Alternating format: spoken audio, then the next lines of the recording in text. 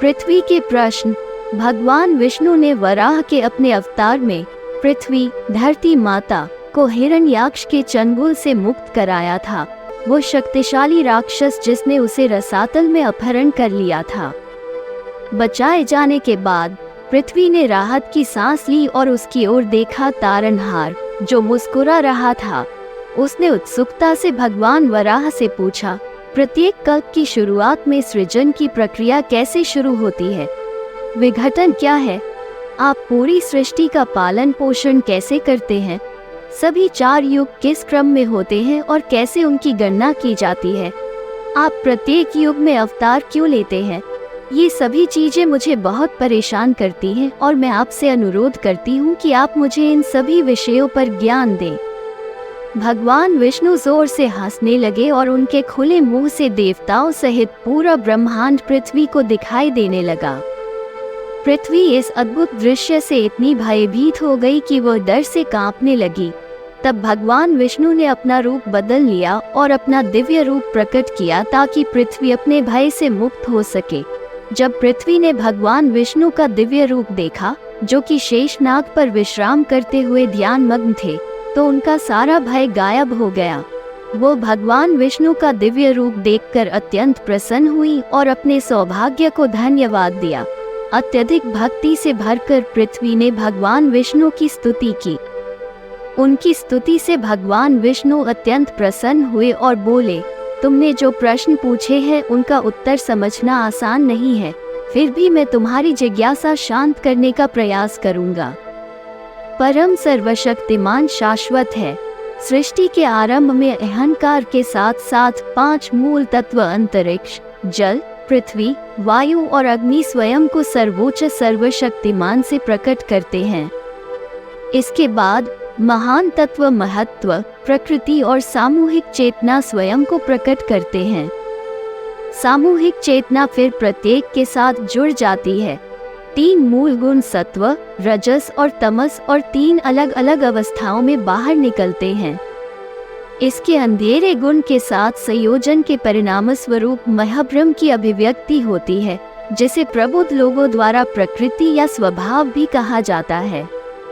क्षेत्रज्ञ आत्मा को प्रकृति से भी अधिक श्रेष्ठ माना जाता है।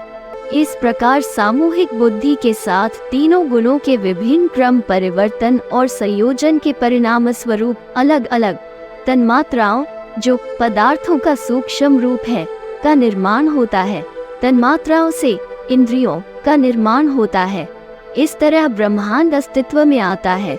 फिर मैं 5 मूल तत्वों की मदद से सभी जीवित प्राणियों का निर्माण करता हूँ। शुरुआत में खाली जगह के अलावा कुछ भी नहीं था। बाद में शब्द, ध्वनि, आकाश, ईथर, वायु, हवा, तेज, प्रकाश और जल, पानी जैसे विभिन्न प्राकृतिक तत्व आए। क्रमशः अस्तित्व में प्रत्येक उत्तरार्ध पूर्व से प्रकट होता है। फिर मैंने सभी जीवित प्राणियों को आधार प्रदान करने के लिए तुम्हें पृथ्वी बनाया। पृथ्वी और पानी के संयोजन के परिणाम स्वरूप एक अंडा बना।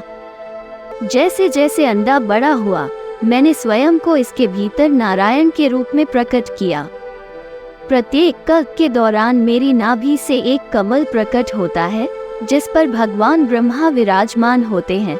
फिर मैं भगवान ब्रह्मा से सृष्टि शुरू करने का अनुरोध करता हूँ। अपने सभी प्रयासों के बावजूद भगवान ब्रह्मा शुरू में सफल नहीं हुए। परिणाम स्वरूप वह क्रोधित हो गए। अपने क्रोध से एक दिव्य बालक को प्रकट किया, जो लगातार विलाप करना शुरू कर देता है। वो दिव्य बालक कोई और नहीं बल्कि रुद्र है, जिससे भगवान ब्रह्मा ने सृष्टि शुरू करने का अनुरोध किया था, लेकिन बच्चा ऐसा करने में असमर्थ था। तब भगवान ब्रह्मा ने अपने दाहिने पैर के अंगूठे से प्रजापति को और अपने बाएं पैर के अंगूठे से प्रजापति की पत्नी को बनाया। प्रजापति और उनकी पत्नी की अभिव्यक्ति सहस्रजन की शुरुआत का प्रतीक है और इस प्रकार स्वयंभू मनु का जन्म हुआ। समय के साथ जनसंख्या बढ़ती है। इसी प्रकार प्रत्येक कल्प में सृष्टि होती है। धरती माता ने भगवान वराह से सृजन प्रक्रिया पर कुछ और प्रकाश डालने का अनुरोध किया, क्योंकि उनकी जिज्ञासा अभी भी पूरी तरह से संतुष्ट नहीं हुई थी। भगवान वराह ने उत्तर दिया, पिछले कल्प के अंत में जब पूरा ब्रह्मांड अंधेरे में डूबा हुआ था, नारायण अपने योग निद्रा में चले गए। जागने के बाद उन्होंने पाया कि दुनिया प्राणी से रहित है। नारायण सर्वोच्च सर्वशक्तिमान निर्माता, पालनकर्ता और संहारक होने के नाते सृजन शुरू करने का फैसला किया। नारायण शब्द का अर्थ है जिसका निवास है जल, नार का अर्थ है जल और अयन का अर्थ है निवास। सबसे पहले नारायण से प्रकट हुई अविद्या, मिथ्या ज्ञान।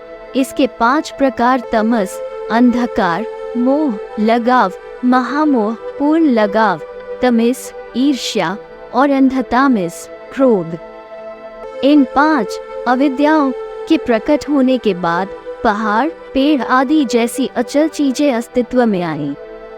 ये प्राथमिक रचनाएं होने के कारण मुख्य सर्ग, मुख्य रचना के रूप में जानी गईं। अपनी रचनाओं को जारी रखते हुए भगवान ब्रह्मा ऐसी प्रजातियां बनाई जो पिछली रचना जानवरों से बेहतर थी। इस विशेष रचना को तिर्यक, श्रोता, चतुर्भुज कहा जाता था। इस तरह ब्रह्मा ने अपनी रचना की। ब्रह्मा की छठी रचना को सात्विक सर्ग कहा जाता था, जिसमें ऐसे देवता शामिल थे जो स्वभाव से गुणी थे। मनुष्य की रचना क्रम में 7वीं थी और इसे अर्वाक्षोत सर्ग के नाम से जाना जाता था। मनुष्य भी 3 प्रकार के होते थे जो मुख्य रूप से गुणी थे।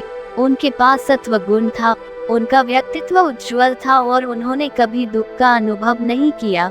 लेकिन जिनके पास रजस और तमस गुण थे, उन्होंने दुख का अनुभव किया। ब्रह्मा की 8वीं रचना को अनुग्रह सर्ग कहा जाता था, जिसमें उन्होंने दुनिया के कल्याण के लिए ऋषियों और सन्यासियों को बनाया था। भगवान ब्रह्मा की 9वीं रचना को कौम सर्ग, किशोर प्राणियों की रचना कहा जाता था।